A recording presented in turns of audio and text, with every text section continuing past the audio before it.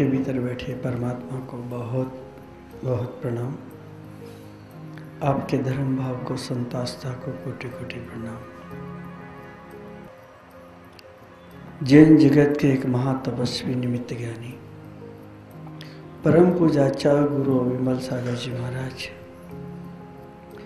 जिनके रोम रोम से करुणा का स्रोत बहता है, जिनके चरणों में वह शक्ति है जहाँ जिसके आंगन में, जिसके द्वार पर पड़े वह फूला और फला। उनके चरणों की ऐसी अद्भुत महिमा रही कि जैसे पानी कहीं भी बरसता है तो मिट्टी गीली हो जाती है, अंकुरित होती है, पृथ्वी हरियाली से भर जाती है। यही स्थिति विमल सागर जी महाराज की रही। और एक महातपस्वी आचार्य सन्मति सागर जी, उनके चरणों में एक ऐसी अद्भुत अतिशय प्रकट हुआ। जब किसी विशेष भव्य के मकान पर, घर पर आहार की चर्या को पहुंचे, जहां खड़े हुए चरण चिन्ह बन गए। लोगों ने बहुत कोशिश की मिटाने की, बहुत परीक्षा की, लेकिन वे चरण चिन्ह आज तक जो के त्यों हैं। ऐसे महातपस्वी देवताओं ने जिनके सामने सर टेका, नमन किया, लेकिन उन्होंने किसी भी प्रकार की सिद्धि को स्वीकार नहीं किया। ऐसे महानिर्लोभी महातपस्वी के चरणों में कोटि कोटि प्रणाम करते हुए, पूज्यपाद विमल सागर जी महाराज के चरणों में प्रणाम करते हुए, प्रियात्मन तुम्हारे सम्मुख हूँ। आज 9वें पायदान पर हैं हम लोग। आकिंचन्य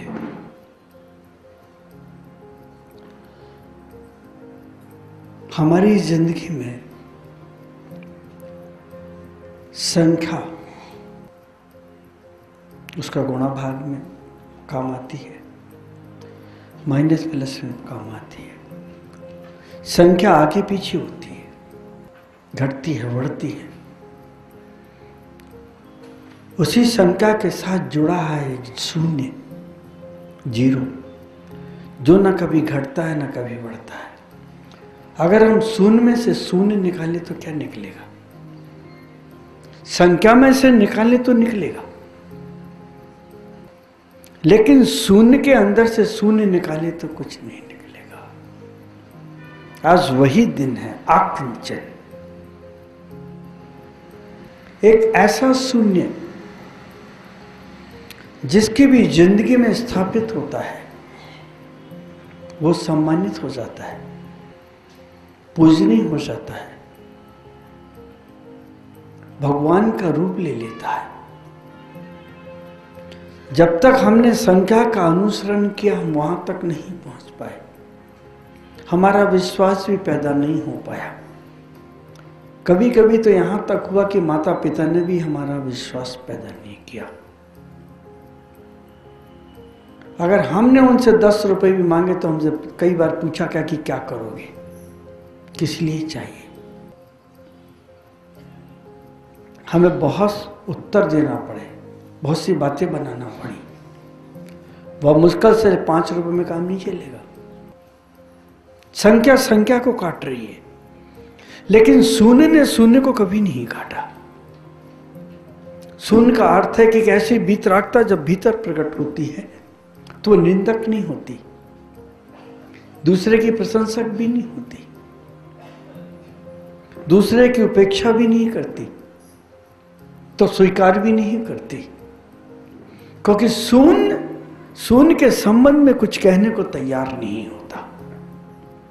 शून्य बस शून्य है। इसलिए तो पूर्णिमा के चांद का बहुत महत्व है, अत्यधिक महत्व है।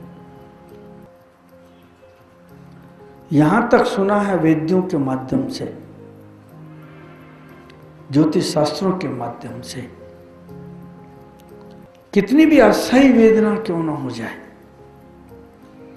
अगर पूर्णिमा की रात नग्न होकर के छत के ऊपर लेट जाए, उसकी किरणें उसका आचमन करे, उसका स्पर्श करे,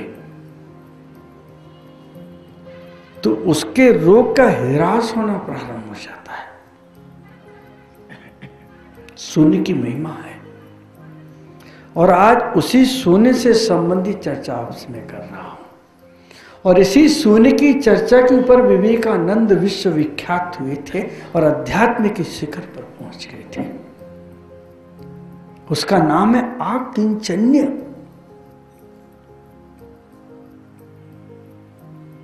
एक शराबी है और दोनों मित्र हैं। उसने उसको आदत डाल दी है पीने की।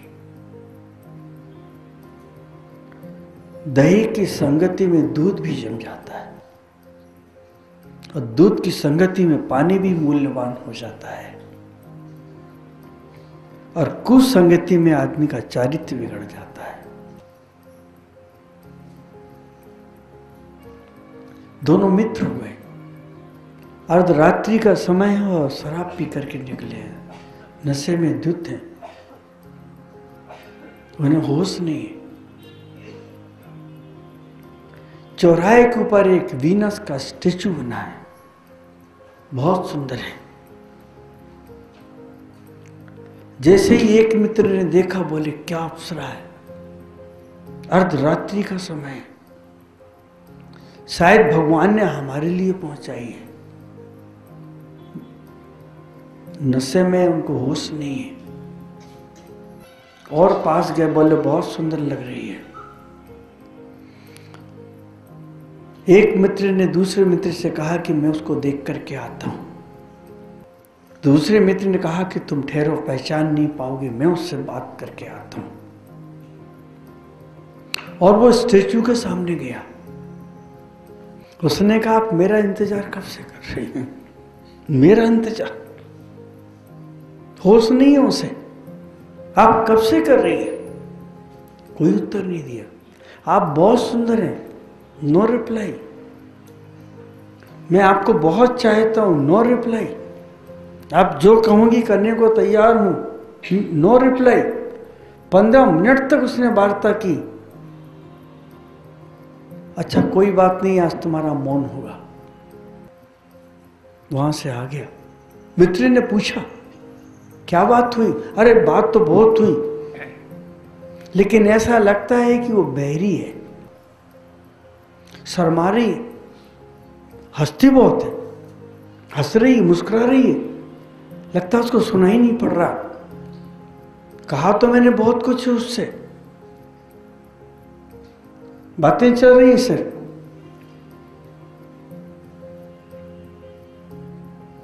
इतने में एक सिपाही आ गया। पहले उसका पहरेदार आ गया, चलो यहां से। वो चल दी। तो रात भर वो अप्सरा दिखती रही। काय के नशे में? शराब के नशे से ज्यादा धन का नशा होता है, जर जोरू और जमीन। क्या आपको ऐसा, अब बोलो क्या आपको ऐसा नहीं लगता कि इससे ज्यादा नशा हम लोगों को चढ़ा है? शराब का नशा तो फिर भी उतरता है,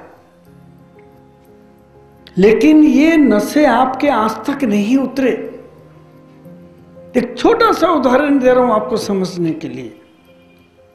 एक व्यक्ति नाई की दुकान में गया, जिसके सिर पे बाल नहीं, टकला। मतलब क्या? बोलिए।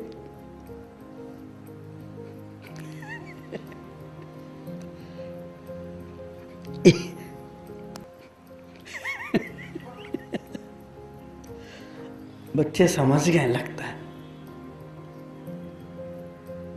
दुकान पे गया, नाई घबरा गया कि मेरी दुकान में ये क्या करेगा, बाल तो है ही नहीं। और जाकर के कुर्सी पे बैठी, दर्पण के सामने। नाई ने कहा साहब सिर में बाल तो नहीं है, 4 है। बोले तभी आया हूं। क्या करना है? बोले काले कर।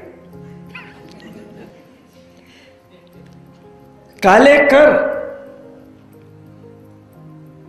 ठीक है सर। आदमी बूढ़ा भी हो जाए तो तृष्णा नहीं जाएगी। मरते दम तक उसे ध्यान रहता है धन का, खाने का, पीने का। मेरा रिश्तेदार कहाँ है, मेरी बेटी कहाँ है, मेरा बेटा कहाँ है। 4 बाल बच्चे।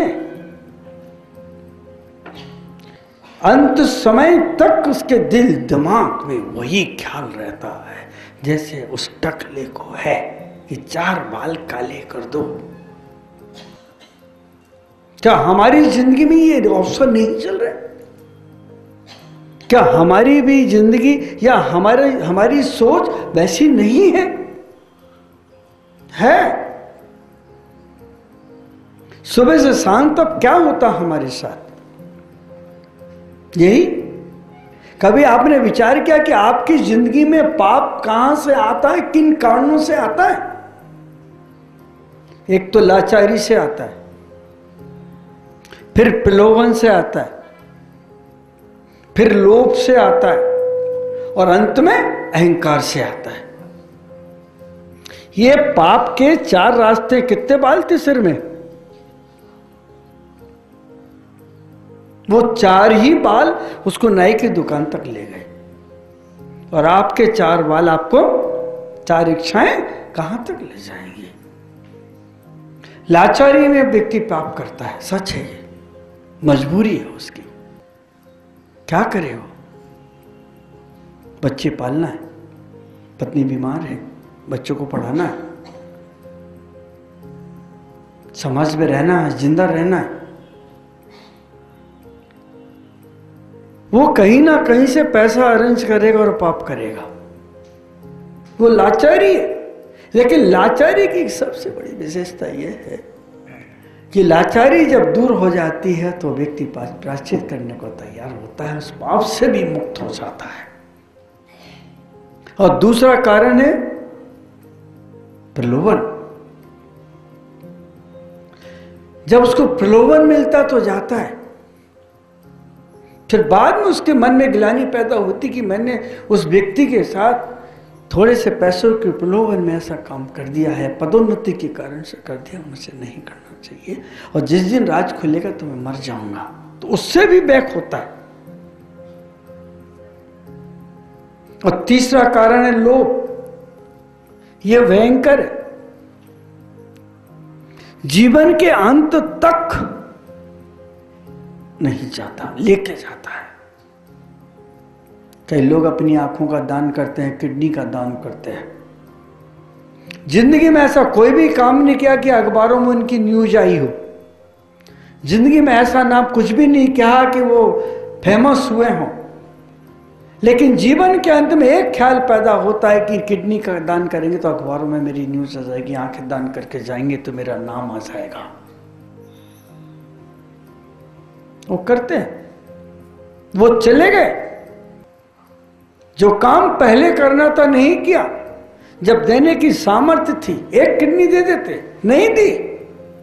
मरने के बाद कम से कम अखबार तो जिंदा रहेगा, मैं मर जाऊंगा तो क्या हो गया।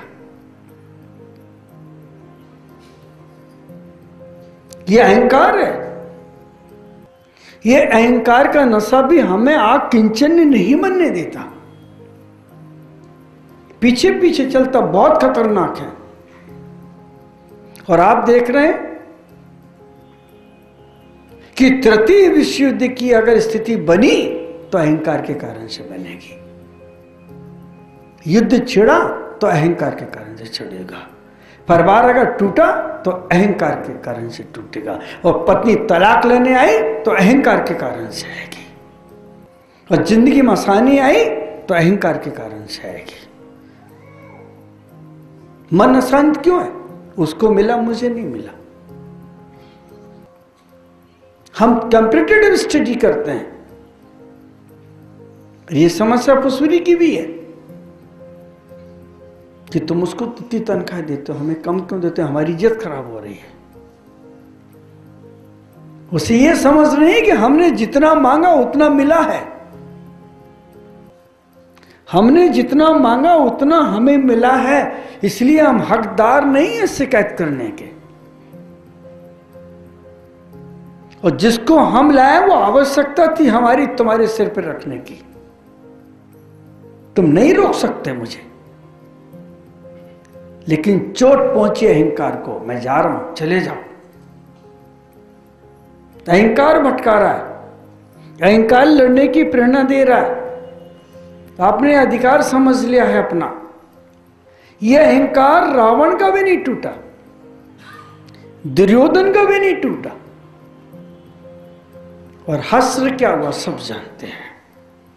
महाखतरनाक है, भयंकर है, लेकिन इसका भी एक बाप है, लोभ।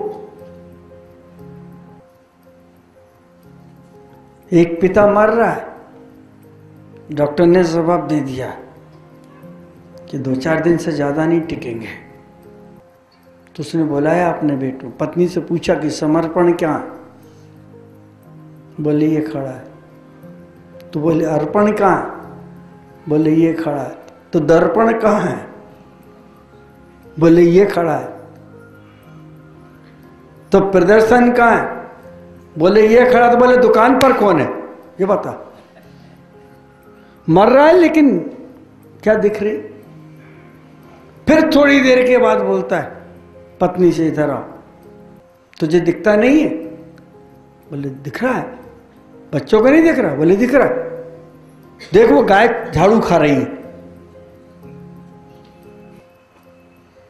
1 रुपए की झाड़ू में अपने जीवन को गुजार रहा है। कितना भयंकर है ये।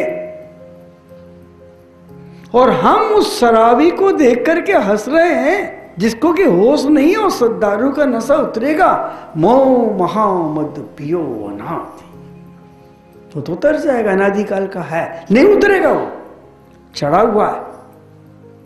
और यहां चर्चा चल रही किंचन्य। एक सम्राट ने जाकर के एक साधु से एक सवाल किया, बोला कि मैं यहां का सम्राट हूं, वो सिर्फ आपसे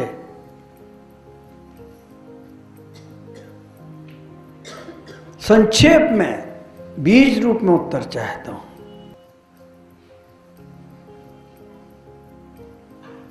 उत्तर चाहते हो? 3 वाक्य से चौथा वाक्य नहीं होना चाहिए। और हो गया ये तलवार और ये तुम्हारी गर्दन। सम्राट तो सम्राट की तरह बात करेगा ना। श्रद्धा तो बहुत दूर रहती है इन लोगों से। ये तो तलवार की नोक पर काम कराते हैं। ये पद का मद है, शक्ति का मद है। सम्राट संत ने कहा कि अगर उत्तर चाहिए तो बैठिए, मैं दूंगा। तलवार की नोक पर उत्तर नहीं मिलेगा आपको। सम्राट बैठ गया। बोले जीवन को कैसे संभालूं और शांति कैसे मिले। और 3 शब्द में चाहिए। साधु ने कहा करोगे? हां करूंगा। अहम एतत् ना, मैं यह नहीं हूं। जब भी तुम सिंहासन पर बैठो तो कहना है कि अहम एतत् ना, ये सिंहासन में नहीं हूं। इसके पहले कई लोग इस सिंहासन पर बैठ चुके और यहां से गुजर चुके, और इसी सिंहासन के कारण से युद्ध हुए हैं। माता पिता भी इसी में गए हैं और कई पूर्व दादा दादी भी इसी के अंदर चले गए। अहम एतत् ना। और जब कोई तुम्हारी प्रशंसा करे तो कहना अहम एतत् ना। अरे अहम एतत् ना। कोई गाली दे, अहम एतत् ना। मैं ये नहीं हूं, क्योंकि ये जलेगा, ये मरेगा। ये धन अहम एतत् ना, मैं ये धन भी नहीं हूं। कोई अपमान करे, अहम एतत् ना, मैं ये नहीं हूं। अगर होता तो जन्म के साथ अपमान होता, नहीं हुआ। सम्राट वहीं बैठे बैठे किम कर्तव्य विमूढ़ हो गया। उसने संत से कहा कि मैंने आपके साथ दुर्व्यवहार किया, तलवार की नोक पे उत्तर मांगा, लेकिन आज आपने मेरी आंखें खोली हैं कि हम एतत् ना। आपने सच कहा है महाराज, मैं आपके चरणों में रह करके अब कल्याण करना चाहता हूं। दीक्षा ले ली, लेकिन मन नहीं लगा, मन नहीं लगा उसका। सूत्र समझ में आ गए, बात समझ में आ गई, आकर्षण पैदा हो गया, संन्यास भी ग्रहण कर लिया, दीक्षा भी ले ली। 1 साल गुजर गया। महाराज मेरा मन नहीं लग रहा है। तुमने अभी महल को ऊपर से छोड़ा है, भीतर से नहीं छोड़ा। तुमने मेरी बात को मस्तिष्क में रखी है, बुद्धि में रखी है, दिल में और आत्मा में नहीं उतारी।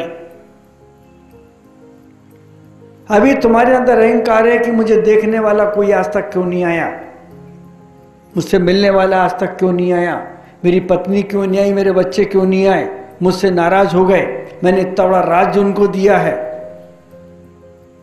हाँ महाराज, ये विचार तो आता है। इस विचार के कारण से भी तुम्हें शांति नहीं मिलेगी, क्योंकि तुम संख्याओं में घूम रहे हो। 1 साल चला गया, इतने महीने और गुजर गए, इतनी बड़ी संपदा छोड़ कर आए हूं, करोड़ों का धन संख्याओं में घूम रहा, और आज का दिन है किंचन्य। जब तक मन के सागर में चिंताओं की लहरें उठेंगी और विचारों की लहरें उठेंगी, तब तक वह अपना स्वयं का प्रतिबिंब नहीं देख सकता। इसलिए संख्याओं से परे उठो, और जो शून्य संख्याओं के साथ जुड़ा है उस शून्य को वहां से अलग करो।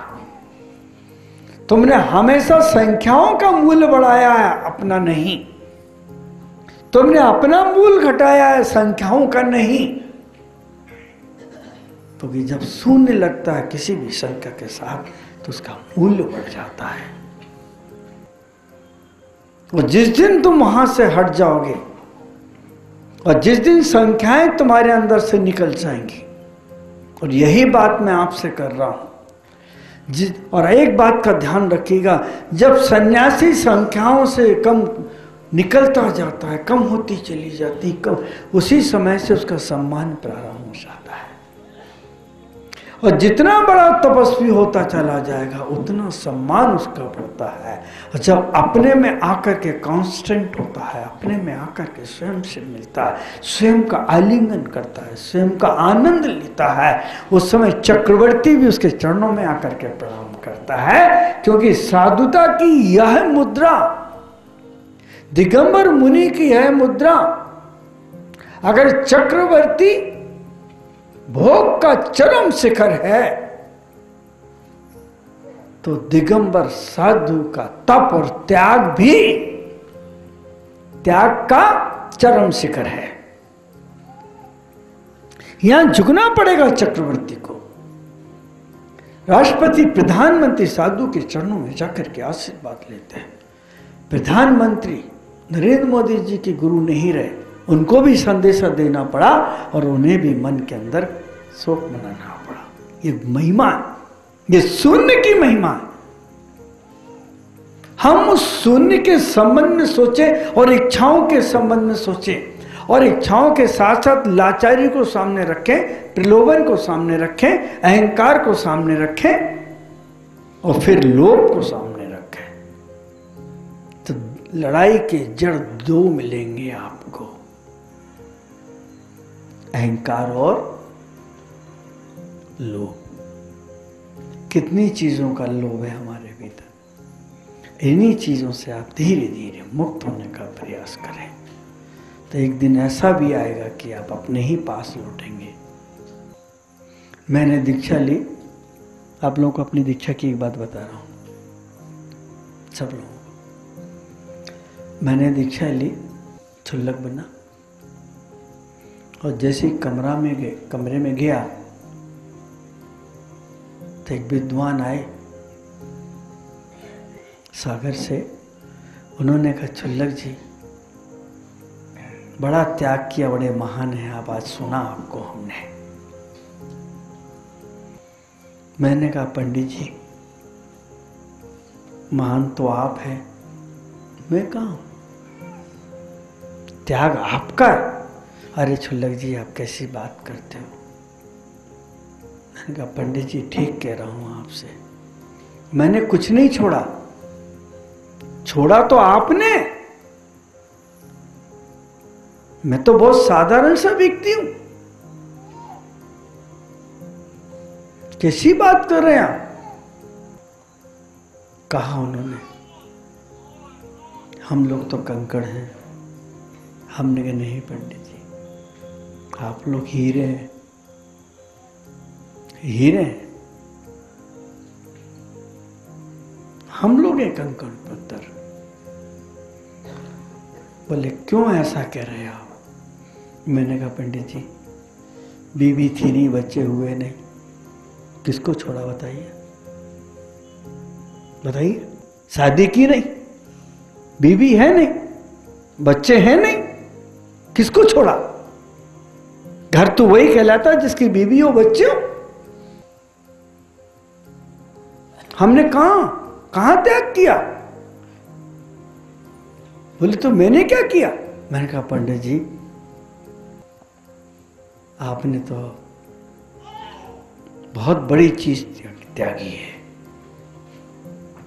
बोले क्या।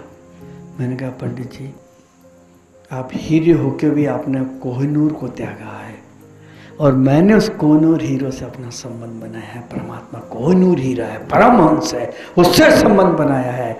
और आपने लोकल की जितनी भी जायदाद है, धन है, पैसा है, स्त्री है, सब आपने ले लिया। अहंकार, मम, कर, क्रोध, मान, माया, पूरा लोभ आपके साथ है, सारा संसार आपके साथ है। हमने कहां त्यागा। हमने तो खाली परमात्मा से संबंध बनाया है, हमने त्यागा नहीं है, पाया है। ये संबंध कब बना, जब अकिंचन हुआ तब बना। तब आप देखिए पंडित जी आपका त्याग बढ़ा या मेरा त्याग बढ़ा है।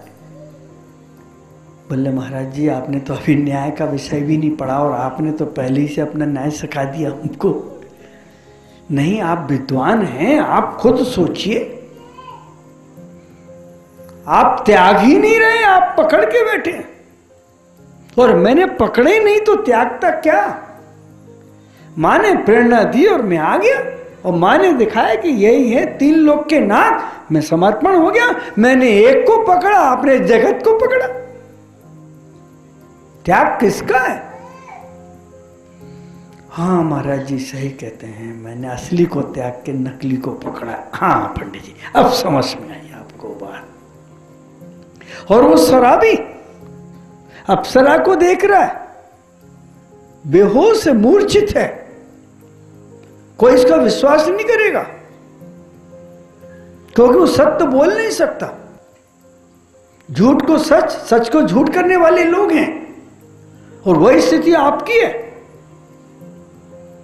तो कहां से आत्मा की शांति आपके अंदर उतरेगी, कहां से समय दर्शन का देवता आपके अंदर उतरेगा। सोचिए ना आप लोग। इसीलिए तो आज हम उस पायदान पर आकर खड़े हैं। आकिंचन ने सबसे पहले कहा उत्तम क्षमा, क्रोध की आग बुझा दो। फिर कहा उन्होंने मान संघर्ष के उस बीज को नष्ट कर दो। फिर उन्होंने कहा माया, वो मकड़ी का जाल जो बुनती है उसको भी निकाल दो। और कहा लोभ, वो लोभ की जो खाई है जिसमें तुम बरसों से पड़े हो उसको भी निकाल दो।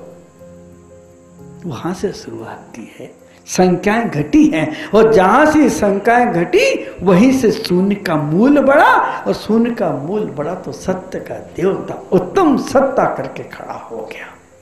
और जहां से उत्तम सत्ता आया तो संयम, तप, त्याग, आकिंचन्य। तो यहां भी महावीर को संतोष नहीं हुआ। बोले ये बाड़ी, ये दीवार, ये तप और त्याग का अहंकार खाली रह सकता है, आग लगाओ। सम्राट के दिल में रह गया था, दीक्षा ले ली थी, इसमें भी आग लगाओ, आकिंचन्य। अब यहां पर कोई परिकर नहीं होगा, कोई दीवारें नहीं होंगी, कोई निशान नहीं होगा, इसको भी जला के राख कर दो। और जो 9वां दिन है, और 9 का अंक कभी अपनी मर्यादा को नहीं छोड़ता। आप भी जानते हैं, सब लोग जानते हैं, तो कभी अपनी मर्यादा नहीं छोड़ता। और 8 का अंग हमेशा आपको छोटा बनाता है, गिराता चला जाता है। तो 9 मर्यादा में है, तो उसका नाम है आ किन। I am nothing, I am nothing, मैं कुछ नहीं हूं। You are everything, I am nothing. You are everything, you are something, you are everything, I am nothing. वाह! ध्वजा जब अपने आप को, और फर्श जब अपने आप को कहता है कि आई एम नथिंग, और ध्वजा कहती आई एम समथिंग, तो ध्वजा को बांस के साथ बांध के शिखर पे रखते हैं, जो सर्दी और गर्मी और युद्ध के मैदान में गोलियां खाती है। बंदी है, आई एम समथिंग, मैं भी कुछ हूं। और महल में बिछा हुआ फर्श कहता है आई एम नथिंग। तो रोज राजा वहां आता है, रोज के चरण पढ़ते हैं, सब वहीं से गुजरते हैं, क्योंकि आई एम नथिंग। ये आकिंचन्य भाव है। तो जिस दिन ये भाव पैदा हो जाए कि मैं कुछ नहीं हूं, कुछ नहीं तो तू सब कुछ हो जाएगा, शून्य में आएगा, और शून्य की फिर उस दिन से पूजा प्रारंभ हो जाएगी। ओम नमः, सबको क्षमा, सबसे क्षमा। ओम नमः। ओम ह्रीं उत्तम आकिंचन्य धर्मांगाय नमः। ओम ह्रीं उत्तम आकिंचन्य धर्मांगाय नमः। ओम ह्रीं उत्तम आकिंचन्य धर्मांगाय नमः। कल का प्रवचन ध्यान से